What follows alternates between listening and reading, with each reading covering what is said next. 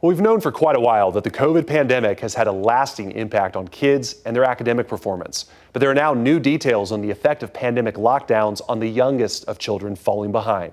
Here's ABC's Lionel Moise. This morning, experts are citing new data showing the pandemic has hindered the learning and development of the youngest Americans. The New York Times reviewed several studies and interviewed teachers who say young children are now far behind in some of the most critical areas. So holding a pencil correctly, opening your milk, right, when you go through the lunch line, tying your shoes.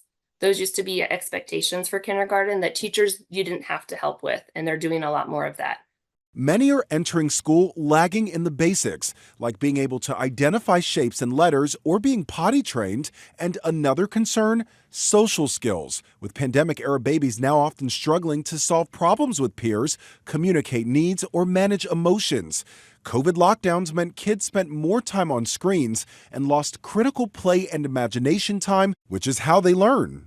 That meant disrupting social interactions, which we know are the foundation of brain development for little kids. So much brain growth happens in the first 4 years, particularly in the first 2 years. And we basically said, put on a mask, stay away from grown-ups, don't talk to other kids. Researchers say Black and Hispanic children were left most behind, and boys were more affected than girls.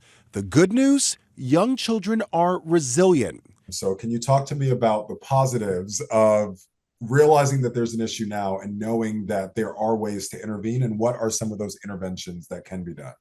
It's rich environments with lots of language, the back and forth where a child says something and a parent or a caregiver responds. That's how brains learn. High quality early childhood education.